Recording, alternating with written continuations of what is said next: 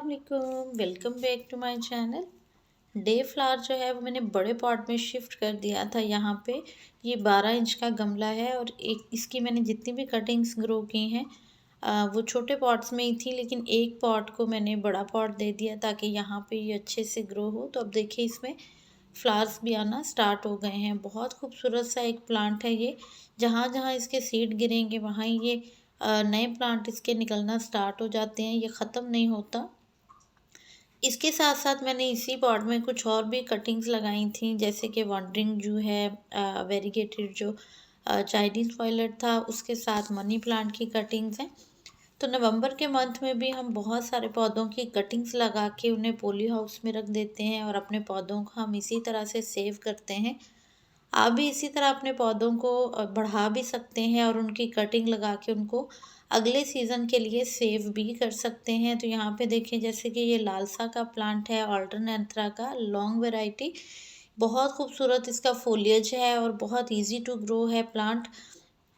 इसकी भी मैंने कटिंग्स लगाई हैं ताकि ये नेक्स्ट सीज़न मेरे पास एज इट इज़ बचा रहे प्लांट। तो ये है छोटा सा पॉली हाउस जो कि मैंने घर से ही बनाया है। आप भी इसी तरह से किसी भी वेस्ट मटेरियल का बना सकते हैं, या फिर अगर आप जो है वो प्रॉपर एक इसका बनाना चाहें पॉली हाउस, तो आप प्रॉपर वे में भी बनवा सकते हैं। तो इसमें हमने कवर करना होता है किसी भी शीट से अपने प्लांट्स को, जिनको धूप तो मिलती रहे, क्योंकि ये रूफटॉप पे है पड़ा हुआ। और इसके अंदर इनको धूप तो मिलेगी, हीट मिलेगी, लेकिन इनके ऊपर डायरेक्ट कोहरा नहीं गिरेगा। प्लांट्स जो है वो इसके अंदर सेफ रहेंगे और उनको वही एटमॉस्फेयर मिलेगा जो कि एक कटिंग वाले प्लांट्स को मिलना चाहिए। यहाँ पे एक सीडम की वैरायटी है, तो ये 2 से 3 कटिंग थी जो कि मेरे पॉट में थी और माशाल्लाह आप देखें इसमें काफ़ी अच्छी ग्रोथ आ रही है। तो आप बहुत सारे सक्लेंट्स हैं इस सीज़न में ऐड कर सकते हैं। मैं भी कोशिश करूँगी कुछ सक्लेंट्स को ऐड करने की, कि मैं उन्हें अपने गार्डन में ऐड कर सकूँ। काफ़ी सारी मैंने कोलियस की कटिंग्स भी लगा के इसके अंदर रखी हैं। इसी तरह स्वीट टैटो वाइन है, हमारी पॉटलाक का है। होपफुली कि ये बच जाए और हमारा एक्सपीरियंस जो है वो बहुत अच्छा सा रहे।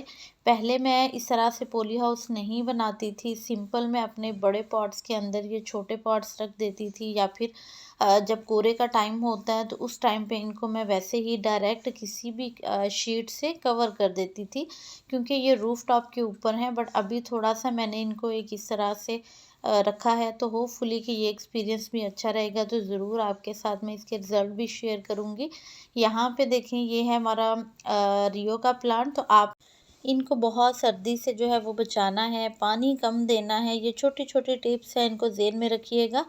मुझे एक क्वेश्चन जो रेगुलर आता है कि हमें कौन कौन से पौधों को जो है वो बचाना है विंटर्स में और किस तरह से हम उनकी केयर करें, इस पे ज़रूर वीडियो बनाएं।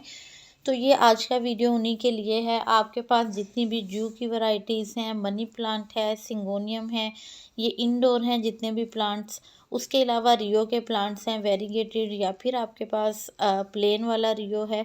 तो इन सभी प्लांट्स के लिए ख़ास करके जो वेरीगेशन वाले भी होते हैं इस तरह से, उन सबको आपने जो है वो रात के कोहरे से महफूज रखना है, या फिर जो बारिशें हैं उसके पानी से बचाना है, ताकि उनको बहुत ज़्यादा पानी नहीं मिले। जब वो एक कवर्ड एरिया में होंगे, या फिर आप उनको बड़े पौधों के नीचे रख दें, उनके ऊपर डायरेक्ट जो ओस है वो नहीं गिरेगी, तो वो आपके पौधे जो हैं वो अगले सीज़न के लिए बच जाएंगे।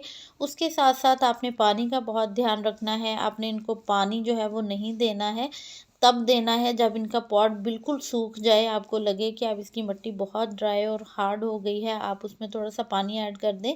उसके अलावा क्योंकि ये ग्रोथ नहीं कर रहे होंगे, थोड़ी इन्होंने ग्रोथ को रोका हुआ होता है प्लांट्स ने, तो आपने इनको खाद नहीं देनी। इसी तरह ये डबल बैकबोन के प्लांट्स हैं, कोई भी वैरायटी है आपके पास, इनको आपने बस जब इनकी मिट्टी खुश्क लगे आपने जस्ट इनको पानी थोड़ा बहुत दे देना है।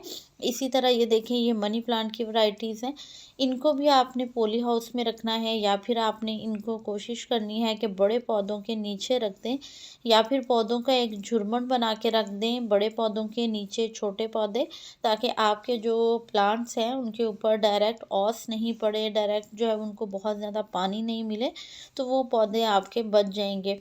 एक और तरीका ये होता है कि जिन प्लांट्स की कटिंग आप लगा सकते हैं, उन पौधों की आप कटिंग लगाते जाएं और कटिंग्स को आप पॉली हाउस में या कहीं भी ऐसी जगह रख लें जहाँ पे उनके ऊपर जो है वो धूप तो आए, लेकिन ठंडक जो है वो उतनी असर ना करे उनके ऊपर। तो उस तरह भी आप अपनी कटिंग्स लगा के ढेरों पौधों की आप अपने नए प्लांट्स जो हैं वो तैयार कर सकते हैं। और जो पुराने प्लांट हो जाते हैं वो अगर ख़त्म भी हो जाएं तो जो हमने कटिंग्स लगाई होती हैं वो हमारे न्यू प्लांट्स होते हैं, फ्रेश होते हैं, तो वो काफ़ी हद तक सर्वाइव कर जाते हैं, वो ख़राब नहीं होते।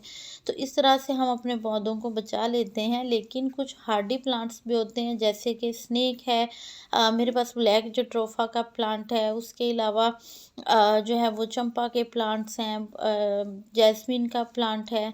तो ये सब पौधे जो फ्लावरिंग करने वाले पक्के पौधे हैं, ये पत्तियां गिरा देंगे अपनी, और इनके ऊपर आपको कोई लीफ नहीं दिखेगा, ऐसे लगेगा डेड हो गए हैं। जैसे कि ये लाल्टाना का प्लांट भी है, और इसी तरह ये सभी वैरायटी के, रात की रानी हो गई, या फिर आपके पास कोई भी वैरायटी है जैस्मीन की फ्लावरिंग की जो कि समर्स में बहुत अच्छी फ्लावरिंग करते हैं, ब्लू पी का प्लांट है, ये इस तरह के प्लांट हैं कि ये पके पके रहते हैं, लेकिन इनकी सिर्फ टहनियाँ ही रह जाती हैं, ब्रांचेस ही रह जाती हैं। जैसे कि यहाँ पे ये वडेलिया का प्लांट है, तो ये प्लांट अभी तो बहुत अच्छी ग्रोथ कर रहा है, लेकिन विंटर्स में जाके इसकी पत्तियां थोड़ी सूखनी शुरू हो जाएंगी।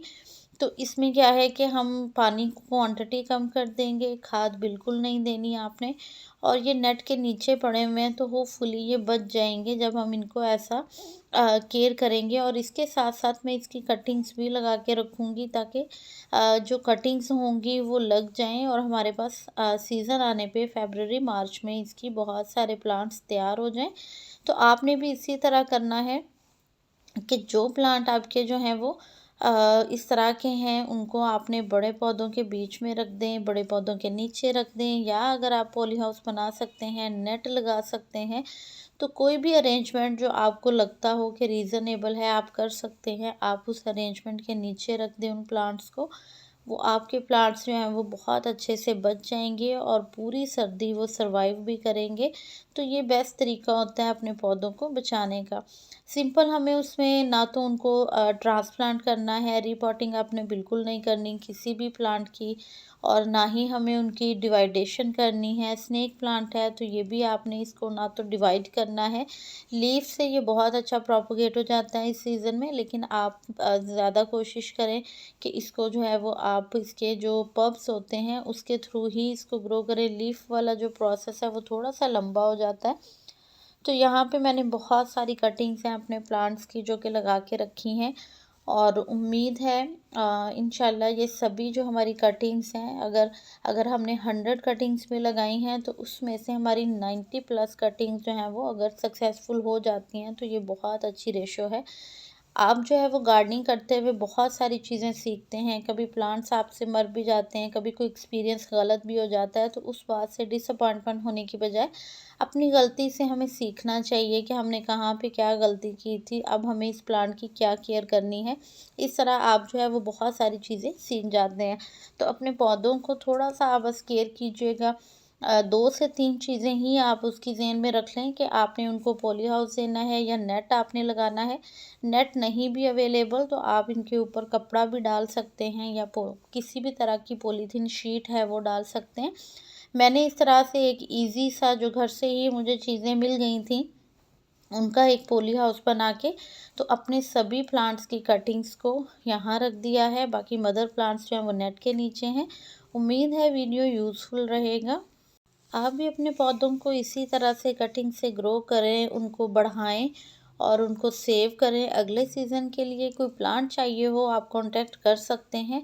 इंशाल्लाह जैसे जैसे विंटर प्लांट्स जो हमने फ्लावरिंग ग्रो किए हैं अपडेट्स होंगी, मैं शेयर करती जाऊंगी। दुआ में याद रखिएगा। अल्लाह हाफिज़।